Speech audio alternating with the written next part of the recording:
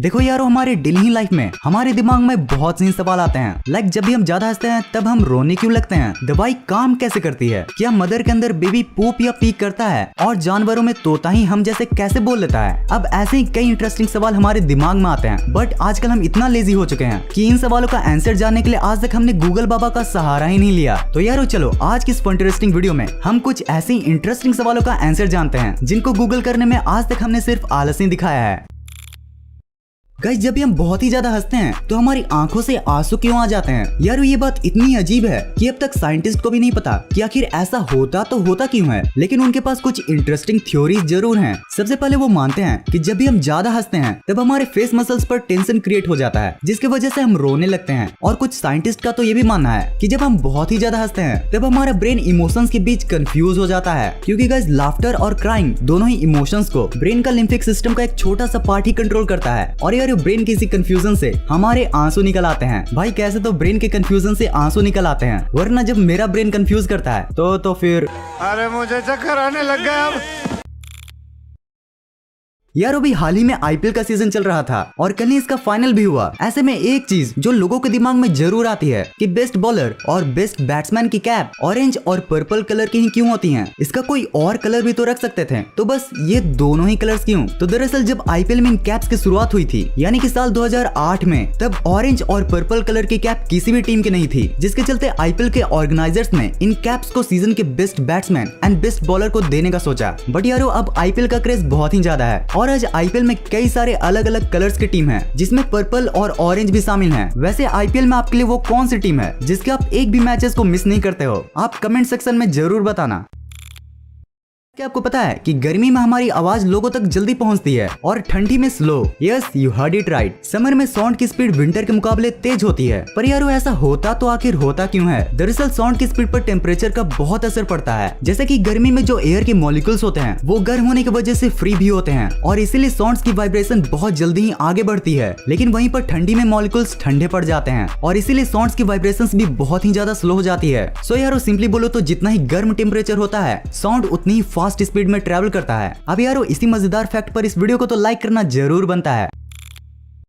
हम सभी ने लाइफ में एक ना एक बार तो दवाई जरूर खाई ही होगी, लेकिन क्या कभी आपने ये सोचा है कि आखिर ये दवाई काम कैसे करती है? यानी कि हमारी बॉडी में कहीं भी दर्द होता है फिर भी हम दवाई को अपने मुंह से खाते हैं, तो आखिर दवाई को पता कैसे चलता है कि जाना तो जाना कहाँ है और फिर उसे ठीक करने के लिए क्या करना है? तो देखो, जो दवाई होती है ना वो हमारी सेकंड ब्रेन यानी कि लीवर का इस्तेमाल करती है। हमारी बॉडी में हार्ट एंड ब्रेन के बाद सबसे इम्पोर्टेंट पार्ट है लीवर, क्योंकि यही है जो बताता है कि हमारी बॉडी में खाना कहाँ जाना चाहिए। और गाइस यही वो हिस्सा है जो हमारे शरीर में खाने को स्टोर करता है। और गाइस ये हमारी बॉडी का गार्ड भी है, मतलब जो इसे लगता है कि हमारे शरीर के लिए फॉरेन मटेरियल है उसे लिवर ही शरीर से एलिमिनेट करता है। और गाइस ये दवाई के साथ भी वही एलिमिनेशन का काम करता है। लेकिन गाइस दवाई के केस में हमारे डॉक्टर्स लिवर से भी ज्यादा स्मार्ट होते हैं, इसलिए वो लिवर की एलिमिनेशन कैपेसिटी से ज्यादा दवाई देते हैं ताकि लिवर जल्दीबाजी में अच्छे से सबको चेक न कर सके और जितनी को एलिमिनेट कर सकता है उसे करे और बाकी दवाई को हमारे ब्लड वेन्स में जाने दे, जिसके बाद ब्लड वेन्स के थ्रू ही जहाँ जरूरत होती है वहाँ दवाई पहुँच जाती है।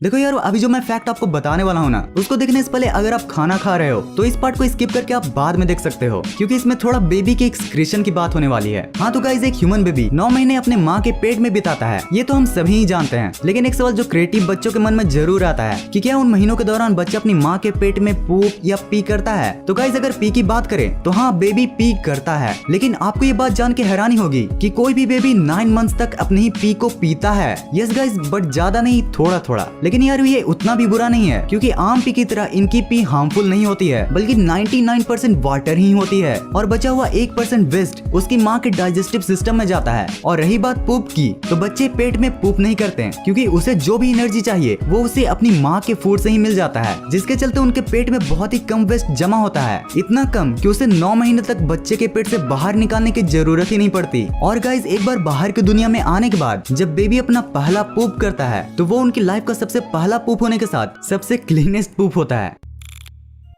गाइस अगर आपसे पूछा जाए कि जल्दी से आप एक ऐसे एनिमल के बारे में बताओ जो कि इंसानों की ही तरह बात कर सकता है, अब इस सवाल को सुनने के बाद हमारे दिमाग में तोते के अलावा और क्या ही आएगा। क्यों, सही कहा ना। और गाइस वर्ल्ड में पैरट ही एक ऐसा जानवर है जो कि इंसानों की ही तरह बात कर सकता है, पर इसे दिमाग में यह सवाल आता है कि आखिर पैरट ही क्यों। ऐसे कई बर्ड्स हैं जो कि पैरट्स की ही तरह आवाज निकाल सकते हैं और विसल जैसी आवाज को भी कॉपी कर सकते हैं, लेकिन बस पैरट से क्यों ह्यूमन वॉइस की कॉपी कर सकता है। तो देखो यारो, जो बर्ड्स का ब्रेन होता है ना वो बहुत ही स्मॉल होता है और उनके ब्रेन में एक सेगमेंट होता है सॉन्ग सिस्टम जो उन्हें कॉपी करने में मदद करता है। लेकिन वहीं पर पैरट के ब्रेन में जो ये सेगमेंट होता है ये आम से थोड़ा बड़ा और डेवलप होता है, जिसके चलते ही पैरट्स ह्यूमन की वॉइस को भी कॉपी कर पाते हैं। वैसे गाइस पैरट्स की बिहेवियर भी उनकी काफी मदद करता है, क्योंकि किसी भी पक्षी के मुकाबले पैरट्स बहुत ही प्लेफुल और क्यूरियस एनिमल होते हैं। ये कभी अकेले नहीं रह सकते और इनको भी इंसानों की ही तरह सोशल लाइफ चाहिए होती है। भाई शुक्र मनाओ कि इंसानों की पैरट्स जैसे सोशल बर्ड्स से दोस्ती है, वरना इंसानों पर जासूसी करने वाले भी काफी घूम रहे हैं।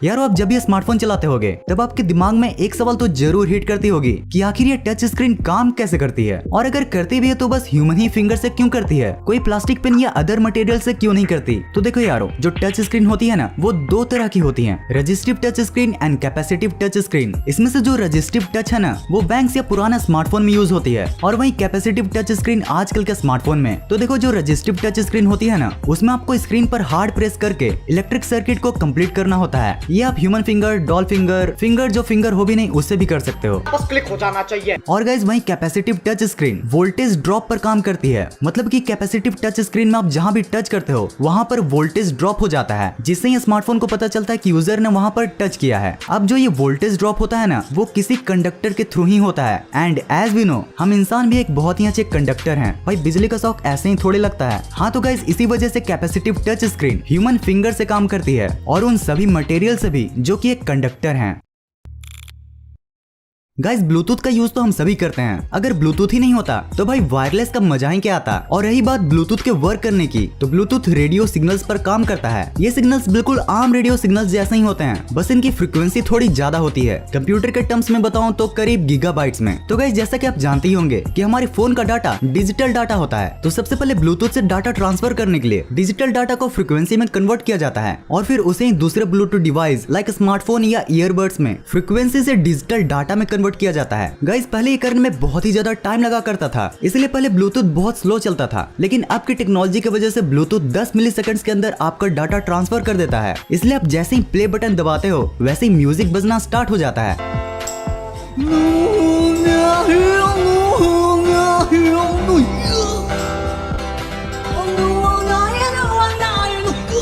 भाई ऐसे कौन डकार लेता है यार। तो यारो आज की इस वीडियो के लिए बस इतना ही था। हाँ रुको बट जाने से पहले आप कमेंट करके उन इंटरेस्टिंग क्वेश्चंस को जरूर बताना जो कभी भी आपके दिमाग में आ गए हों। और गाइज अगर आपके पास गेम से रिलेटेड कोई मजेदार टॉपिक है जिसे हम इस चैनल पर कवर कर सकते हैं तो उसके बारे में भी आप जरूर बताना। आप चाहो तो नॉलेज पाने के लिए इन स्मार्टफोन ट्रिक्स और इस थिंग्स विद पर्पस वाली वीडियो को भी चेकआउट कर सकते हो। दोनों ही काफी फन इंटरेस्टिंग वीडियोस हैं। इस वीडियो को यहाँ तक देखने के लिए दिल से thanks for watching this entire video.